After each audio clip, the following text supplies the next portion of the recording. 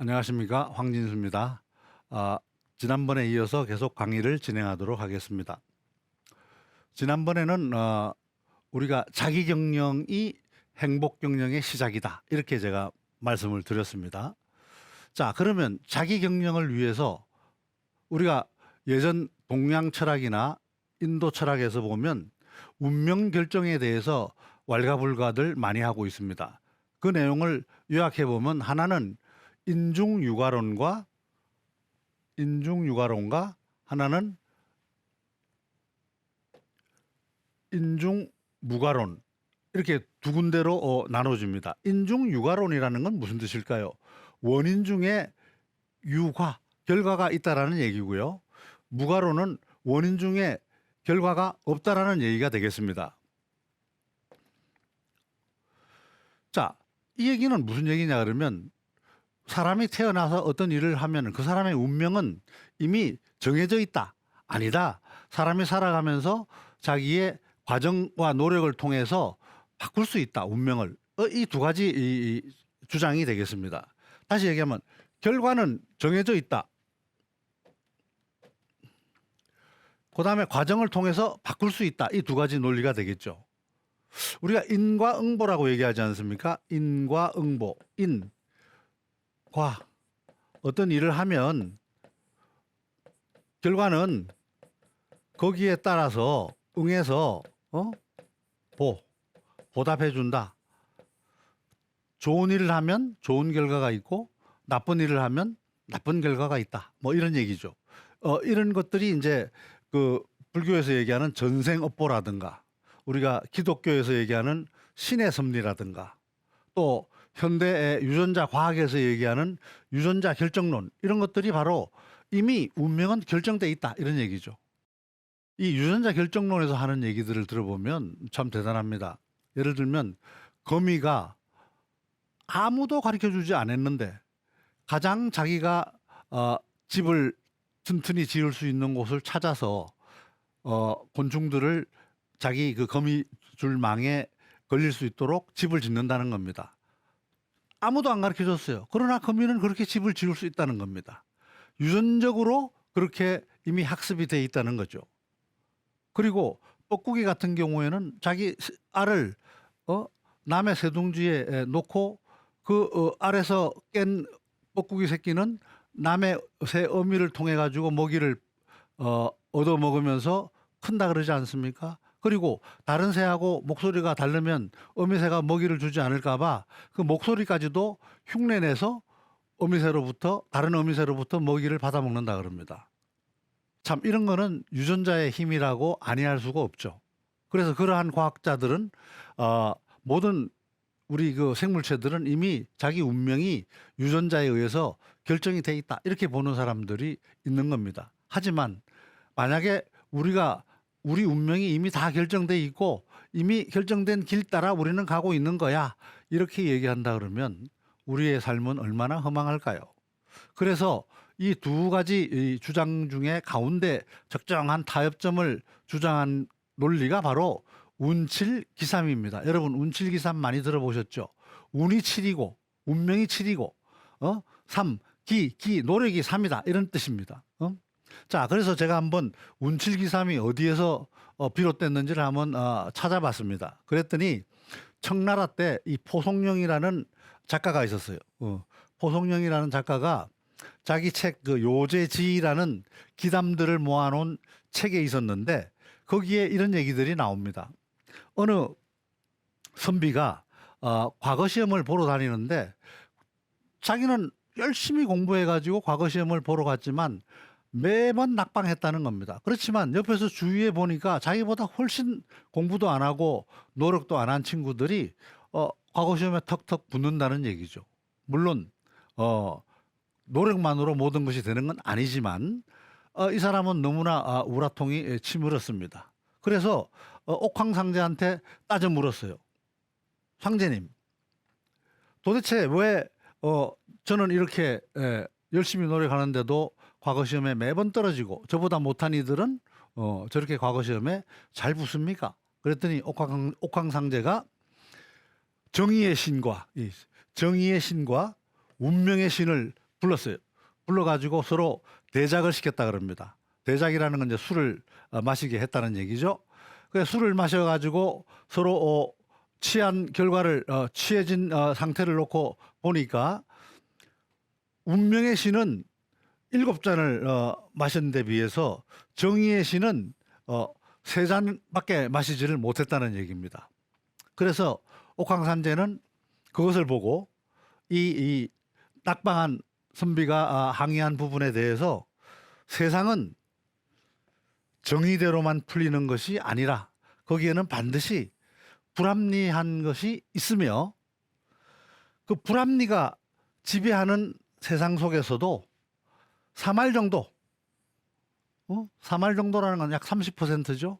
30% 정도는 역시 이치가 행해지고 있다. 다시 얘기하면 합리적인 정의가 존재하고 있다. 그러니 너무 낙담하지 말고 계속 노력할지어다. 이렇게 얘기했다는 얘기입니다. 바로 이러한 얘기로부터 운칠기삼이라는 얘기가 나왔죠. 운칠기삼이 있기에 우리는 우리의 운명을 개척하고자 하는 노력을 지속하고 있는 겁니다. 다시 얘기하면 꼭 운에 의해서뿐만이 아니고 운명에 정해진 것뿐만이 아니고 우리의 노력에 의해서도 우리의 운명을 바꿀 수 있다. 이런 얘기가 되겠습니다. 자, 우리가 대대로 고전들을 읽어보면 자기 운명을 바꾸는 데는 여러 가지 방법들이 있습니다만 대표적으로 한 5가지만 제가 여러분들하고 여러분들에게 소개를 드리겠습니다. 첫 번째는 적선입니다. 적선이 뭔가요? 선함을 쌓는다는 얘기죠. 덕행을 한다는 얘기입니다. 우리가 그동안에 수백 년 동안 내려온 명문가의 집안을 분석해 보면 대부분 이러한 명문가의 집안에서는 덕행을 실천했다는 거죠. 적선을 했다는 얘기입니다. 선을 쌓아갔다는 얘기죠. 그 중에 대표적인 물론 뭐 이순신 장군 가게라든가 아니면 이태계 선생 가게라든가도 있지만 우리가 경주 채부잣집이 있어요. 경주 채부잣집은 최진립 장군이라고 16세기에 장군을 한 분이 계십니다. 이분은 아주 유명한 분이시죠. 최진립 장군이라고 임진왜란 때 의병장으로 활동하고 장군이 되셨고 그 다음에 병자호란 때 우리 그 청나라 태종이 우리나라에 쳐들어와서 우리 인조가 남한산성에서 나와서 3번 무릎 꿇고 9번 머리를 조아렸다는 치욕적인 그러한 장면도 여러분들 많이 아마 역사적으로 들어봤을 겁니다. 최진립 장군은 바로 그때 그 67세의 나이에 고령의 나이에도 불구하고 말을 몰아 청나라 군대하고 싸운 양반입니다. 그래서 앞장서 싸우다가 활을 맞아서 몸이 고슴도치처럼 되었다라는 기록이 있습니다. 그렇게 해서 이 최진립 장군이 공을 세운 덕택에 채부잣집은 나라로부터 토지를 부여받아서 거리로부터 계속 그 부를 이어오고 내려오고 있었는데 400년간이나 명맥을 유지할 수 있었다 그럽니다. 단순히 그냥 부만 있다고 400년이 이어진 것이 아니고 이 양반들의 원칙을 보면 자기네들은 만석 이상 재산은 모두 사회에 환원한다. 자기 집에 백리 밖에는 굶어 죽는 자가 없게 해야 된다. 그리고 지나가는 과객이 들렀을 때는 반드시 후하게 대접해야 된다. 그 다음에 흉년에는 땅을 더 이게 늘리지 않는다. 이런 원칙들, 아주 그 생활 원칙들이 선을 쌓아가는 덕행의 어떤 원칙들이죠. 그러다가 1947년 12대 종손인 최준 씨가 모든 나머지 재산을 영남대에 기부한 것으로 정리가 되어 있습니다. 이 최진립 장군은 우리가 잘 아는 동학 여러분 동학 아시죠? 동학 최재우 수운 최재우 선생이 만드는 동학 최재우 선생의 바로 최재우 선생이 최진립 장군의 7대 손이에요. 그래서 훌륭한 가문이라고 하지 않을 수 없습니다. 그런데 과연 이런 적선이라는 것은 우리가 돈을 주거나 아니면 베푸는 거나 물건을 베푸는 거나 남한테 도움을 주는 것만이 적선이냐? 꼭 그렇지 않습니다. 우리가 마음속에 죽도록 미워하는 사람이 있다 그러면 그러한 미워하는 사람을 용서해 주는 거, 그것도 바로 적선이라는 얘기죠. 이러한 적선을 하게 되면 결국은 주위 사람들이 자기 자신한테 우호적으로 바뀝니다. 그러죠? 그래서 옛날에도 이런 말이 있습니다. 적선지가 필류여경이라. 적선, 선을 쌓는 집안은 필류, 반드시 있다. 뭐가? 여경, 많은 경사스러움이 있다. 이런 얘기입니다. 그 다음에 논어에 나오는 유명한 말이죠. 덕불고 필류린이다. 덕이라는 것은 불고 고독하지 않고, 덕을 행하는 사람은 고독하지 않고 필류 반드시 있다. 뭐가? 이웃, 지지자가 있다는 얘기입니다. 덕불고 필류린, 이런 말들 굉장히 중요한 말들이죠. 자, 그래서 자기 운명을 바꾸는 데 있어 가지고는 이러한 적선이 한 가지 방법이다. 두 번째는 훌륭한 스승을 멘토로 모셔야 된다. 그 대표적인 사람이 누굽니까? 바로 이성계죠. 고려 다음에 조선을 창건한 우리 이성계. 태조 이성계한테는 무학대사라는 훌륭한 스승이 있었습니다. 무학대사. 여기 무학대사 그림 초상화예요. 그다음에 유비, 우리 삼국 시대에 나오는 총나라의 유비. 유비는 제갈량을 삼고초려 3번이나 찾아가서 겨우 설득시켜서 자기 멘토로 만들었죠. 그래서 바로 이 제갈량 때문에 여러분들 삼국지라는 소설에서도 잘 알고 계시지만 총나라를 건설해 나갈 수 있었지 않았습니까? 훌륭한 스승은 자기가 발벗고 찾아 나서야 된다는 얘기가 되겠습니다. 세 번째는, 자, 우리가 개개인 스승을 다 만날 수 있으면 좋지만 현실적으로 어려운 부분들이 많죠. 그러다 보면 결국 세 번째 방법은 독서를 열심히 하는 겁니다. 역사적으로 독서라는 것은 뛰어난 인물과 바로 대화하는 거죠. 데카르트도 얘기했어요. 좋은 책을 읽는다는 것은 뛰어난 사람과 대화하는 것이다. 데카르트는 이렇게 얘기했습니다. 독서를 통해서 예전에 어떤 위기를 어떻게 극복했는지, 난세의 삶을 어떻게 살았는지, 자기 명성을 어떻게 획득할 수 있었는지, 이런 것들을 우리가 간접적으로 배울 수 있는 거죠. 그 대표적으로 성공한 사람이 우리가 신영복 교수라는 분입니다. 성공의 그 교수였죠. 신영복 교수. 이 양반은 1968년에 27세 때 통일혁명당 사건으로 감옥에 갔습니다. 그래서 1988년도 석방 때까지 20년 동안에 말 그대로 중국의 고전을 비롯한 다양한 훌륭한 책들을 읽고 깊은 사색을 했던 덕분에 출소한 이후로 훌륭한 책들을 만들어냈습니다. 여러분들 시중에서 사볼 수 있는 책들입니다만 강의라든가 담론, 감옥으로부터의 사색 등 이러한 책들은 굉장히 고전을 읽고 난 그 훌륭한 지혜들이 포함되어 있는 책들이라고 보여집니다. 또한 박정희 정권 시절에 중앙정보부장을 한 이유락 부장 같은 사람, 이런 사람은 정권이 끝나자마자 모든 것을 내려놓고 이천 도자기 공장으로 들어가서 여생을 도자기를 빚으면서 독서로서 보낸 사람입니다. 그래서 박정희 정권 이후에 많은 정치인들이 어려움과 고통을 당할 때 이 사람은 천수를 누릴 수 있었던 것이죠. 자, 네 번째는 명상 운동을 하는 방법입니다. 명상은 우리가 이 그림에도 나옵니다만은 자기 마음을 들여다보는 거죠. 자기 마음을 관조하는 거죠. 내가 무엇이 잘못됐는지, 또 어느 것이 참된 진리인지, 그리고 어떻게 사는 것이 올바른 삶인지를 계속 돌아보는 겁니다. 자, 우리가 보통 휴식이라고 얘기하는 거 있지 않습니까? 이 휴자, 이 휴를 보시면 이 사람 앞에 사람이죠. 이거는 사람. 그리고 플러스 이 목이에요. 나무예요. 나무. 사람이 나무에 기대서 있는 겁니다. 아니면 사람이 나무숲 속으로 들어가는 겁니다. 나무숲에 들어가서 말 그대로 자기를 관조하는 겁니다. 식자라는 건 뭐야? 식자라는 거는 위에 보면은 자기 스스로 자자예요. 그 밑에는 마음심이에요. 식이라는 거는 쉬는 게 아니고 자기 스스로 마음을 들여다보는 겁니다. 그래서 휴식은 말 그대로 열심히 우리 해외여행 다니면 A에서 B, C에서 D 뭐 하루가 다르게 열심히 빨빨거리면서 돌아다니는 게 이 휴식이 아니고 절대 휴식은 진짜로 조용한 데서 또는 어디 한 곳에 정해진 데서 조용히 마음을 다스리면서 돌아보는 것이 휴식이죠.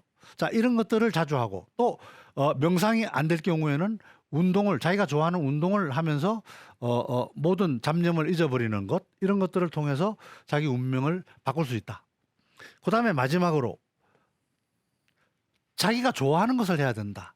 억지로 시켜서 하는 게 아니고 자기가 좋아하는 걸 찾아서 취미생활이든 아니면 직업이든 이런 것들을, 가장 좋은 거는 자기가 좋아하는 걸 직업으로 가지면서 생활하는 것이 제일 좋죠.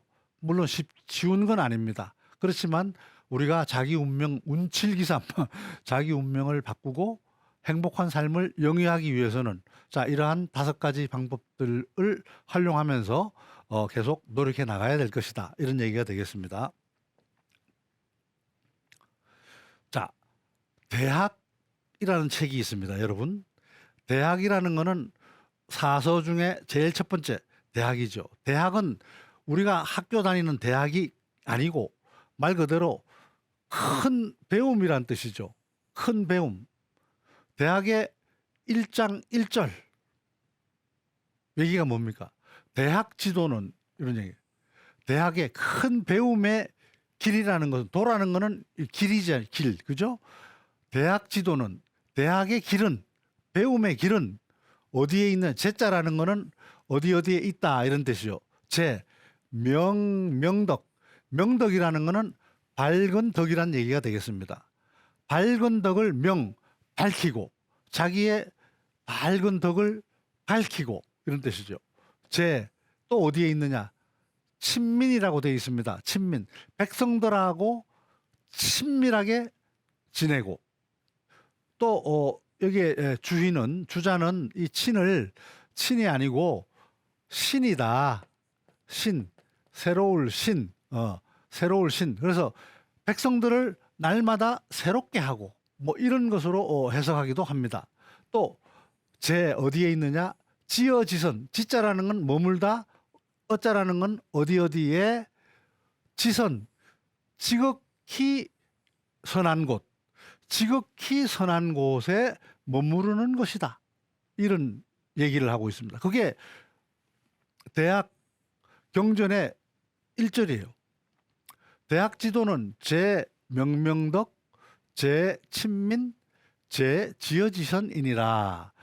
여기도 나왔지만 대학의 도는 밝은 덕을 밝히고 백성들을 새롭게 하고 지극한 선에 이르는 데 있다. 이게 바로 배움입니다.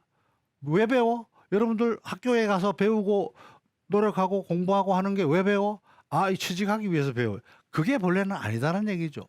본래 배우고자 하는 것은, 큰 배움의 뜻은, 길은 바로 자기의 덕을 어떻게 하면 밝힐 수 있고, 그 다음에 남과의 관계에서 어떻게 하면 친밀하게 할 수 있고, 또는 남을 새롭게 변신시킬 수 있고, 또 내가 하는 행동이 항상 최선의 상태에 머무를 수 있도록 할 것이냐를 배운다는 얘기죠. 그래서 그것을 삼강령이라고 얘기합니다. 명명덕, 친민, 지어지선. 이것을 대학의 삼강령이라고 얘기합니다. 강령이라는 건 무슨 뜻일까요? 강이라는 것은 별이 강이에요. 머리에 해당되는 가장 중요한 핵심적인 가르침이라는 뜻이죠. 그 다음에 이러한 삼강령을 실현하기 위해서 8가지 조목, 행하는 구체적인 방법을 만들어 놓은 것이 8조목입니다. 자, 8조목은 여러분들이 많이 들어봤을 거예요. 유학을 조금이라도 공부한 분들은 많이 들어보셨을 겁니다. 뭐냐? 경물이라는 건 뭡니까? 어떤 사물에 대해서 이 격자라는 거는 격파한다라는 격자가 아니고 거기에 나아간다. 사물에 대해서 사물의 진리에 대해서 나아간다 이런 뜻이 되겠습니다. 경물. 그래서 치지라는 거는 알물 이룬다 이런 뜻이에요. 우리가 어떤 사물을 궁구해서 연구해서 알물 이룬다. 이게 이제 두 번째 단계죠. 알물 이루면 그 다음에는 그 알물 바탕으로 해서 성의 진실된 뜻 이런 뜻이죠. 뜻을 아주 진실되게 한다. 내 마음속에서 내 의지를 진실되게 만든다. 그런 다음에 정심 마음을 올바르게 한다. 그러한 뜻을 바탕으로 마음을 올바르게 해서 그 다음에 어떻게 하는 거예요? 수신 내 몸과 마음을 수양을 한다는 얘기죠. 사적인 욕심을 없애고 올바른 정도로 나아갈 수 있도록 수신을 한다는 얘기죠. 그 다음에 어떻게 합니까? 내가 올바르게 한 다음에 제가 집을 가지런하게 한다. 이 뜻은 집안의 가족들 또는 친척들 간의 관계들을 온화하고 또 공손되고 예의에 바르게 이끌어갈 수 있도록 리드한다는 얘기가 되겠죠. 자, 집을 제가 한 다음에 그 다음에 어떻게 되는가요? 치국, 나라를 다스리는 거죠. 그 다음에 어떻게 합니까? 나라를 다스린 다음에 천하를 평화롭게 만든다. 안락하게 만든다. 이겁니다. 이것이 바로 대학의 도예요. 우리가 대학의 도라는 것은 바로 배움의 도라는 겁니다. 배움의 길. 왜 배워? 바로 이것 때문에 배우는 겁니다. 그래서 삼강령은 명명덕이요, 친민이요, 지어지선이고 그거를 실현하는 방법은 경물, 치지, 성의, 정심이고 수신, 제가, 치국, 평천하죠. 자, 이것이 바로 대학에서 얘기하는 바로 핵심적인 내용이 되겠습니다. 자, 여러분, 맹자는 공자가 얘기한 이러한 인을 바탕으로 해서 5가지 도리를 만들어냅니다. 자, 여러분 여기 해석은 안 돼 있습니다만 한번 볼까요? 무라는 거는 없다라는 뜻이죠. 우리가 무라는 걸 알죠? 측은지심, 남을 측은하게 여기는 마음이 없다면 비인야라, 사람이 아니다 이런 뜻이에요. 왜? 그다음에 수오지심, 수오지심이라는 건 부끄럽게 느끼는, 수오라는 거는 부끄럽게 여기는 거예요. 자기가 올바르지 않음을 부끄럽게 여기는 거예요. 수오지심이 없다 그러면 비인야라, 사람이 아니다. 또 무사양지심, 사양하는 마음이 없으면 비인야라, 사람이 아니야. 또 시비지심, 옳고 그름을 따지는 마음이 없으면 비인야라, 또 사람이 아니야. 그래서 맹자는 이러한 측은지심, 남을 불쌍히 여기는 마음이 바로 인의 단야라, 실말이고, 수오지심, 부끄럽게 여기는 것이 바로 의로움, 떳떳함의 실말이고, 사양지심, 남 사양하는 이러한 마음이 바로 예의 실마리가 되고, 시비지심, 옳고 그름을 따지는 마음이 바로 지혜의 실마리가 된다. 사람은 인지, 사람은 유시사단냐, 이 4가지 실마리를 마음속에 가지고 있다. 마치 기유사체야라, 사람이 유사체, 팔다리를 가지고 있는 것처럼 이 사단을 가지고 있는 것이 바로 사람이다 이거예요. 자, 그래서 인의 예지를 맹자는 얘기를 했습니다. 거기에다가 한나라의 동중서는 믿음이라는 걸 더해서 5가지를 바로 유학에서 얘기하는 오상, 5가지의 떳떳한 도리라는 의미로 오상이라고 얘기합니다. 만들어냈죠. 자, 인이라는 거는 아까 얘기한 대로 남을 측은하게 여기는 마음이니까 우리가 화합의 정신이 되고요. 의라는 것은 떳떳함이니까 정직의 정신이 되고, 예라는 것은 공손함이니까 남을 존중하는 정신이 되고, 지라는 것은 바로 지혜니까 창의의 정신이 되고, 신이라는 것은 바로 신뢰의 정신이 되는 거죠. 자, 그래서 이러한 오상의 도리가 유학에서는 굉장히 중요한 핵심적인 정신이다. 이렇게 말씀드릴 수 있겠습니다. 자, 오늘 강의는 여기까지 진행하도록 하겠습니다. 감사합니다.